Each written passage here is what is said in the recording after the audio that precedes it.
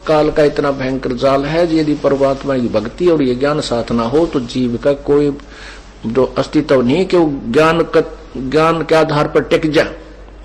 एक ऋषि था, उसको अपने भविष्य के जन्म का पता चला कि अगले जन्म में मैं उसको अपने ही देव दृष्टि खुल गए कि अगले जन्म में इसी नगर में एक व्यक्ति के घर जो सूर है, सूरी है, उस सूरी के घर के पेट गर्भ से मेरा जन्म होगा और उस सूरी के माथे पर गांठ है अच्छी मोटी और उसके ही गर्भ से मेरी मृत्यु के बाद उसके गर्भ से जन्म होगा और मेरे सिर के ऊपर एक बहुत काला सा मोटा एक अलग से निशान होगा।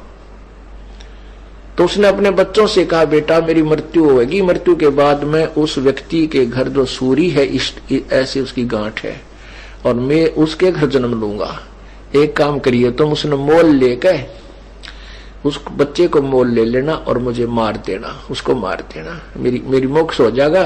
वो सूअर का जो जीवन है मेरा खत्म हो जाएगा, बहुत बुरा होगा। तो वो कहने लगे, पिताजी जैसे आप कहोगे हम वैसा कर देंगे। उन्होंने बार बार कहा, बेटा देख कर दे तुम लालच कर जाओ, यह मेरी अंतिम प्रार्थना अवश्य करना। वो बच्चे बोले, पिताजी आप निश्चिंत रहो, क्या आप हम इतना भी नहीं कर सकेंगे आपके लिए, उसके लिए 5-4 अन्य रुपये 2 रुपये का वो सूअर का बच्चा नहीं लेंगे, आप निश्चिंत हो जाओ। वो कुछ ऐसे हफ्ते 10 दिन पाछो बूढ़ा मर गया ऋषि जी, और वो ताक में रहे उस सूरी के ब्याने की। वह महीने 2 महीने में 6 महीने हुआ सूरी ने बच्चे दे दिए। वह जो गांठ थी शर्मन्यारी दिखे थी, उसके वही बच्चा हुआ जिसके सिर के ऊपर एक काला सा अच्छा निशान था। तो वो सूअर का बच्चा फिर अपने उन बहन भाइयों के अंदर मस्ती, उसका ऊपर का नीचे का लोट मारा, उनसे साथ खूब प्रेम से रह रहा है। अब वो बच्चे गए उस व्यक्ति से कहा, भाई ये बच्चा हमने मोल दे दे तू। उसने कर लिया, सौदा ले लिया। जब उन्होंने मोल ले लिया और उनने वो बच्चा उठान लग गए, वो भाग लिया, फिर पकड़ा भाग भूख और वह कहे, पिताजी हम आपके अपने वचन को पूरा करने आए हैं। जब वो सूअर का बच्चे में चेतना दे दी काल ने, वो सूअर का बच्चा कहता है, भाई बेटो मुझे मत मारो, मेरे मारने से तुमने क्या मिलेगा, क्यों पाप के भागी होते हो। तो कहने लगे, पिताजी आपने तो कहा था भाई इसको मोल लेकर के मुझे मार देना। ने बोला, भाई मुझे मत मारो, मुझे मत मारो, मेरा दिल लग रहा है, मेरे भाई बहनों में यहाँ पर मैं ठाठ से रह रहा हूं, मुझे कोई तकलीफ नहीं, मत मारो मत। उन्होंने छोड़ दिया, भाई मत मारो, क्यों मारा, जो पाप तो वैसे पाप ही है।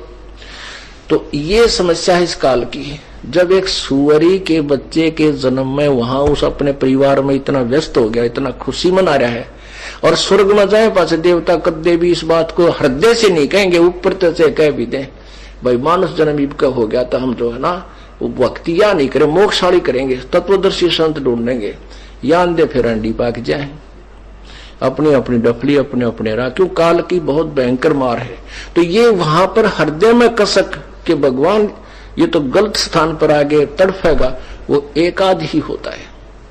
कहते हैं उसकी वो जो मेरी प्यारी आत्मा ऐसे वहां तड़फ करेगा, उसके पास पहुंच जाऊंगा, उसको शरीर को ऑफ कर दूंगा वहीं से, देव वाले शरीर को, और उसको ले आऊंगा वहां से, फिर मनुष्य शरीर दे दूंगा। अब देखो वो परमात्मा तो हमारे लिए इतने खाड़े भरन लाग रहा, और हम कति बालक की तरह उसकी तरफ परवाह नहीं कर रहे। तो पुण्यात्माओं ये बातें कहने सुन की नहीं, ये कर पाड़न की है। ये सुनकर आनंदित होने तक सीमित नहीं रखना, इनके ऊपर स्टेप बाय स्टेप अपने कदम रखने हैं।